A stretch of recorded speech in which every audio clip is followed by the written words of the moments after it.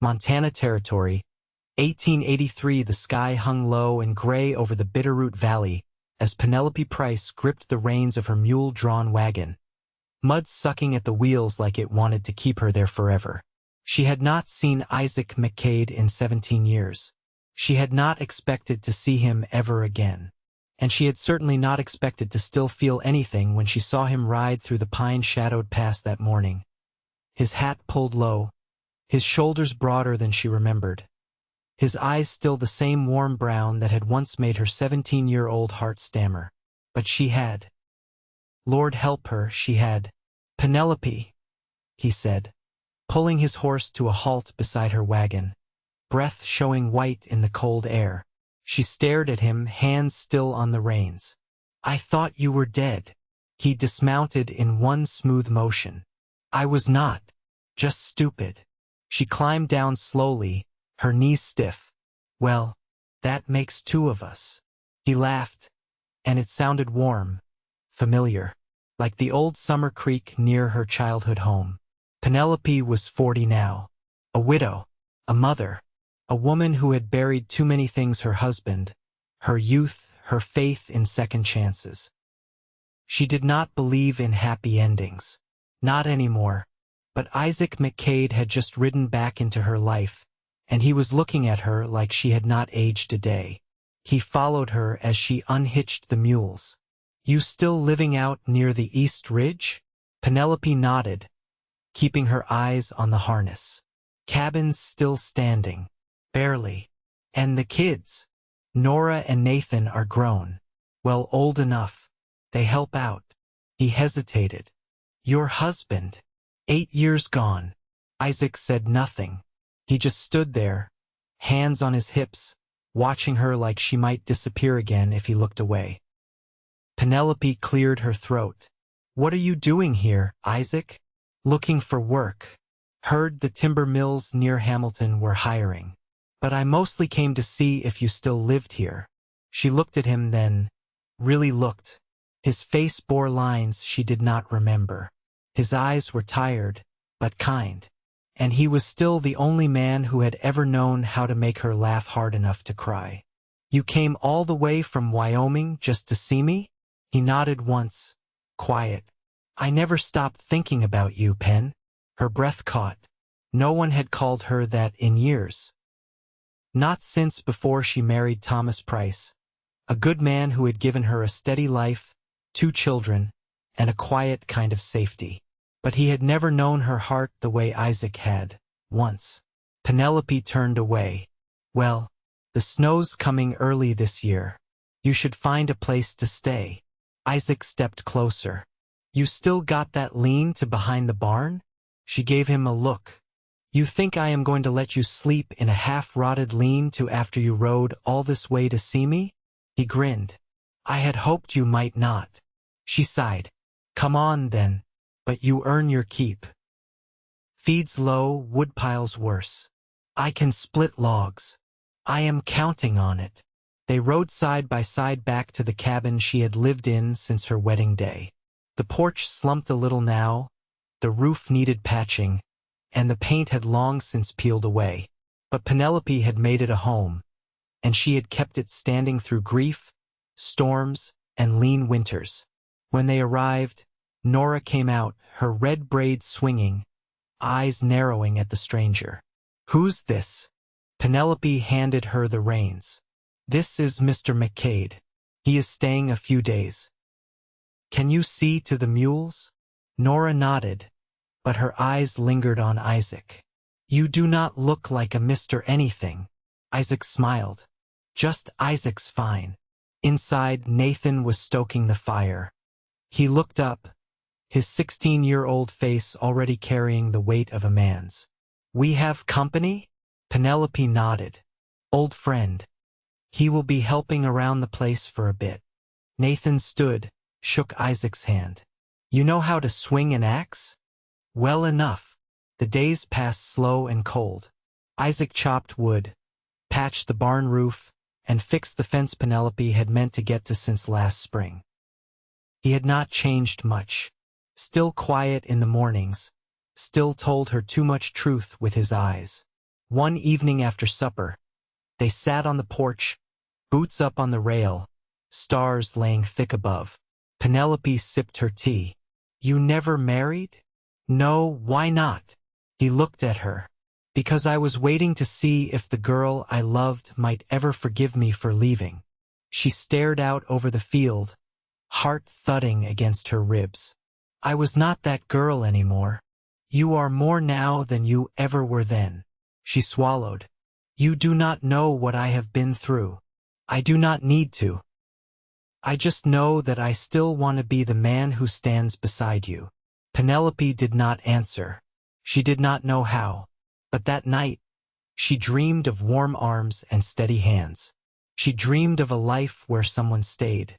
One morning, as Isaac and Nathan hauled firewood, a rider came fast up the trail. Sheriff Carter, face grim. "There's trouble up near the ridge," he said. "A boy fell through the ice. Your daughter was with him." Penelope's heart stopped. Isaac was already moving. "Saddle up. We will get her." Penelope climbed on her horse with shaking hands. She is strong. She knows the land. They rode hard, snow spraying behind them. When they reached the creek, they found Nora soaked to the waist, dragging a smaller boy from the freezing water. Isaac leapt down, wrapped his coat around her, lifted her up like she weighed nothing. Penelope wrapped her arms around her daughter, tears freezing on her cheeks. "You are safe. Thank God." Nora coughed. "He went under. I pulled him out." Isaac looked at Penelope. She is brave, just like her mother. They rode home slow, bundled under blankets. That night, Penelope sat beside Isaac by the fire while the kids slept upstairs. "You saved her," she whispered. He shook his head. "She saved herself. I just got her home." Penelope looked at him, heart full. "You came back when I thought no one ever would." He reached over, took her hand. "I should have never left." She let her fingers curl into his. "Do not leave again." He leaned closer. "I will not. Not ever." And for the first time in years, Penelope let herself believe. Maybe she was not too old for love. Maybe it had just taken the right man coming back to remind her how to feel it. The wind came down hard from the mountains the next day, scattering pine needles across the yard and rattling the shutters enough to draw Penelope from her sewing. She set her mending aside and stepped onto the porch, shawl tight around her shoulders. Isaac stood in the yard, sleeves rolled, splitting the last of the fur rounds they'd hauled in from the south slope. His movements were steady, practiced, the rhythm of the axe echoing into the trees. "Storm's turning," she said, eyeing the sky's dimming edge. He paused, wiping his brow with the back of his hand. "I figured as much. Air smells like snow." She nodded. "You might want to bed the horses down early. Barn door sticks when it freezes." "I'll see to it." He rested the axe against the block and came up the steps. "You always did watch the weather better than the almanac." "I had to. The almanac never kept my babies fed." A quiet passed between them, not uncomfortable, but full of something neither reached for yet. He leaned against the post, glancing toward the tree line. "I saw a beaver dam just east of the fence line. Looks fresh. You've got good water running through." She followed his gaze. "That creek only flows strong when the snowpack's thick. Maybe this year'll be kind." He didn't answer right away. Then, "You ever think of selling?" She turned sharply. "Why would I?" "No reason. Just, most folks headed for town when the mill came in. Easier life, less wood smoke." Penelope folded her arms. "I've been called many things, Isaac, but never someone who chose the easier life." His eyes met hers. "I know." The screen door creaked open, and Nathan stepped out, thick gloves in one hand. "We're moving the hay in now. You want to help stack?" "I'll be right there," Isaac said, pushing off the post. Nathan hesitated. That mare of yours, she favor her left leg? Looks like she's carrying stiff. She does, Isaac said. Old cavalry horse. Took a bullet through the flank long before I had her. She gets sore in the cold. Nathan gave a quick nod and disappeared around the side of the house. Penelope tilted her head. Cavalry? Isaac's mouth twitched into a half-smile. Briefly, after I left Texas. Didn't sit well with me, though. Too many orders, not enough sense. You never mentioned that. I didn't write much, Pen. Thought it'd be easier for you if I didn't. She looked out toward the barn, voice low. It wasn't. The silence between them held longer this time. He reached for the railing, fingers brushing the worn wood. I'll finish with the hay. She watched him go, something tight and unfamiliar stirring in her chest. That evening, supper was quiet but full. Nora and Nathan passed cornbread and venison stew while Isaac listened more than he spoke. After the table was cleared and the dishes dried, Penelope found herself on the porch again, hands wrapped around a cup of chicory. The door opened behind her, boots soft on the floorboards. You always sit out in the cold? He asked. It's the only time I hear myself think. He settled beside her, close but not too close. What do you think about? She sipped. What's needed? What's missing? What might still be possible? He looked out into the dark. You always did carry more than your share. I had to. And now, she turned her head. Now I don't know how to stop. Isaac leaned forward, elbows on his knees. You let me in, Pen. That's something. I let you sleep under my roof. That's not the same. His voice softened. You didn't chase me off either. She ran her thumb along the rim of her cup. You're the first man who's looked at me in years without seeing what I've lost. I see what you've built. They sat in the hush that followed, the wind moving through the trees like a breath too big to hold. Finally, she said, You said you were stupid, back then. Why? I thought I had to prove something. That I wasn't just some dirt poor boy from a nothing town. I thought if I made something of myself, then I'd be worthy of you. You were always worthy. I didn't believe it. Penelope looked at him, really looked, the lines at his eyes, the quiet strength in the way he held still. I buried a good man. I raised 2 children. I've worked this land alone. I don't have time for anyone who doesn't know what they want. I do, he said. And it's not a job in the mill or a bunkhouse in town. She didn't answer, but her hand drifted, almost without thought, until it rested just beside his on the rail, close enough to feel the heat of him. The wind picked up again, and somewhere in the timber, an owl called once. She didn't move away, neither did he. The snow began overnight, slow and silent, blanketing the valley by morning in a clean hush. Penelope stood at the window, her shawl drawn tight, watching the light rise pale over the ridge. The barn roof wore a thick coat and the fence posts disappeared halfway down. It would be a day for staying close, tending to what could be done indoors. Isaac came in from the lean-to with a fresh armful of kindling, boots thudding softly against the plank floor. He shook the snow from his shoulders and set the wood down near the stove without speaking. She noticed his left knuckle was scraped raw. What happened to your hand? He glanced at it, then at her. Went to open the south gate this morning. Latch was iced shut. I pried too hard. She took his hand, turning it over. You should have used the kettle. A little steam would have done the trick. He met her gaze. I didn't want to wake the house. Penelope let his hand go and moved to the cupboard.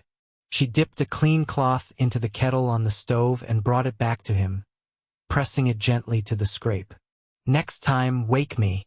Isaac's voice was low. You always did fix things quiet. She didn't answer. Instead, she wrapped the cloth around his hand and tied it off with a strip of muslin.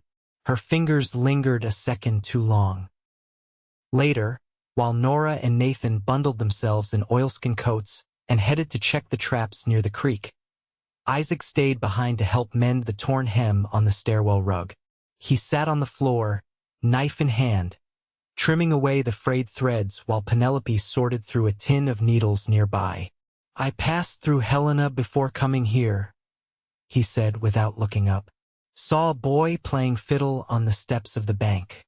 Sounded just like your brother used to." She paused. "Elias never played on the street." "No, but there was something in the way he held the bow. Like it was part of him." Penelope threaded a needle. "Elias died in 78. Fever took him in 2 days." Isaac nodded slowly. "I didn't know. He taught me to ride bareback. You fell off twice. And he let me get back up both times." Penelope smiled faintly. "He always said you'd ride straighter than any of us, once you stopped trying to impress me." Isaac chuckled. "I never did stop."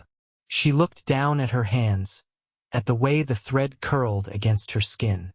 "You were gone by the time he passed. I remember sitting on the porch that night, the lantern low, thinking how different everything would have been if you'd stayed. I thought about coming back every year, but I always figured too much time had passed." Penelope stood, brushing the wool lint from her skirt. "Time doesn't make a thing disappear, Isaac. It just changes its shape." As dusk crept in, the children returned with damp hair and red cheeks, Nora carrying a muskrat pelt and Nathan limping slightly from a twisted ankle. While Penelope wrapped his foot and set him by the fire, Isaac took the pelt outside to stretch and tack it in the smoke shed. When he came back in, he hung his coat by the stove and glanced toward the kitchen. "You still make those biscuits with the sorghum glaze?" Penelope raised a brow. "Only on days someone earns them. I fixed that gate, didn't I?" She gave him a sideways glance. "You broke your hand doing it." Later, while the biscuits browned and the stew warmed, Isaac stood at the back window watching snow drift off the roofline in lazy plumes. Penelope leaned beside him, close enough to share the warmth between them. "I've got 6 head of cattle in Wyoming," he said. "An old draft gelding, a 2-wheeled cart, and enough silver put away to last through spring." She traced a finger along the frost gathering at the glass. "That's a good start." "I didn't come to find work, Penelope." "Not really." She didn't look at him. "I know. I came to ask if you'd let me stay. Not just for the winter. For good." Her breath clouded the window. "I don't need rescuing. I know that too." She turned then, facing him fully. "I've lived a long time without leaning on anyone. I've forgotten how." He reached for her hand, gentle and sure. "Then let me remember with you." Penelope looked at their fingers, how naturally they fit. "The children won't need me forever." "No, but I do." She felt something shift inside her, a long-held knot loosening. A door she'd shut years ago easing open. She didn't need to speak it aloud. He saw it in her eyes, and she saw in his that he'd meant every word. The biscuits burned slightly on the bottom, but no one mentioned it. That night, when she stood to bank the fire, Isaac rose too and took her hand again, not asking, only offering. She didn't let go. 3 days after the snow began, the wind settled and the sky cleared to a deep, brittle blue. The yard sparkled under the morning sun, and the fields stretched white and untouched as far as the tree line. Penelope stood at the chopping block with her sleeves rolled and her apron dusted with flour. She was cutting lard into a fresh dough when Isaac stepped through the kitchen doorway, holding a folded sheet of yellowed paper. "I found this under the floorboards of the lean-to," he said. "Looked like it had been there some time." Penelope wiped her hands on her apron. "What is it?" He unfolded it carefully and handed it to her. Some kind of deed, signed by a man named Avery Price. "That any kin of Thomas?" She took it, her brows drawing in. "His uncle. He died before I came here. This must be the original claim on the land. Isaac tapped the lower corner. It says here the boundary runs farther east than your fence. Almost another 10 acres. She scanned the script. I always thought the creek marked the edge. Looks like someone marked it short. Penelope set the paper down on the table. If that's true, it would give room to plant more come spring. Maybe even add a second pasture. Isaac leaned against the wall, arms crossed. You ever think about keeping sheep? That slope would hold them well. I've only ever worked cattle. I could help you learn. She folded the paper and tucked it into the ledger drawer. You already are.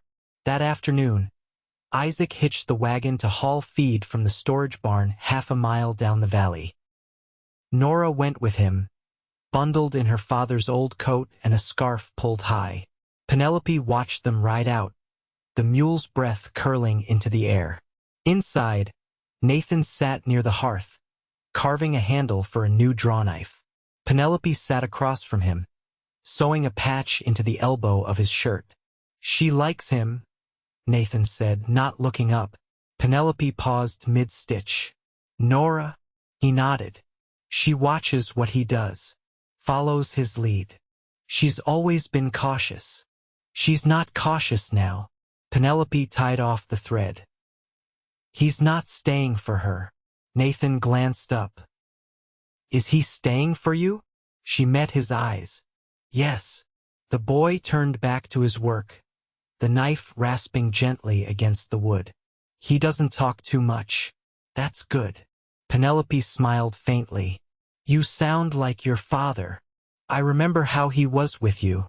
Quiet, but sure. She stood and set the mended shirt aside. That's how it should be. The wagon returned just before sundown, the feed sacks stacked high and Nora's cheeks red from the cold. Isaac unharnessed the mule while Penelope swept snow off the porch steps. You found the road clear? She asked. Isaac nodded. A little drifted on the north side, but passable. I'll ride out tomorrow and mark the fence line. If there's more land, I'll need it flagged before the melt. I'll come with you. She looked at him. You don't have to. I want to. They rode out early the next morning, bundled against the cold. The horses picked their way through the drifts while the sun glinted off the icy branches. Isaac carried a hammer and stakes, and Penelope held the deed tight in her coat pocket. At the far edge of the field, where the pines thickened and the creek bent east, they dismounted. Isaac walked the line, measuring by stride, then drove the first stake into the frozen ground. Penelope stood with her arms crossed, watching him work. I never would have found this without you. He looked up. You would have managed. You always do. She stepped closer. That's the trouble, Isaac. I'm tired of managing. He set the hammer down gently in the snow. Then let me carry some of it. She didn't answer at first. The wind sighed through the trees, and the horses shifted, their breath visible between them. I thought I was too old for this, she said finally.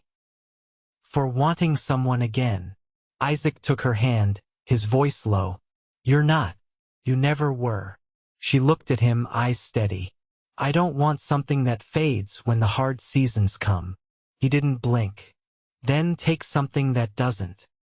He kissed her in the quiet of the trees, the snow cold on their boots, the sun rising behind them. It wasn't rushed or uncertain. It was the kind of promise that didn't need words. They rode back slow, side by side, the fence marked behind them and the future unfolding ahead, quiet, steady, and theirs. The thaw came slow that year. Winter lingered well into April, turning the roads into thick ribbons of mud and keeping the valley hushed beneath a soft ceiling of cloud. The days began stretching longer, and with them came the work of waking the land. Penelope stood beside the barn one pale morning, watching the snowmelt trickle down the slope in narrow streams, soaking into the earth beneath the fence line they had marked together weeks before. Isaac stepped out carrying a coil of fencing wire over one shoulder. His shirt sleeves were rolled, collar open to the warming air. He nodded at the slope. "Fence'll go in clean. Soil's softened enough to drive posts." Penelope brushed a strand of hair back from her cheek. "I'll ride into town tomorrow. We'll need salt blocks and seed. If the creek stays full, I want to try barley again." Isaac set the coil down gently. "I'll have the posts set by the time you're back." She hesitated. "Nora wants to come with me. She's been asking after the schoolhouse." He raised an eyebrow. "Teaching?" "She's not sure. But Mrs. Keene's stepping down at the end of term." Isaac smiled faintly. "She'd be good at it. She's got the spine for it." Penelope nodded, her arms folded. "She's her own woman now. I see it more each day."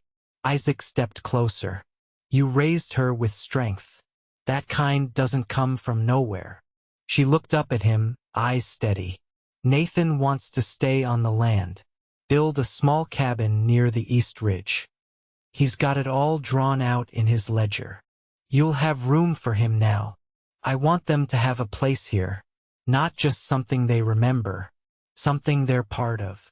Isaac's voice was quiet. "Then let's make it that." They worked through the morning, driving fence posts and laying lines.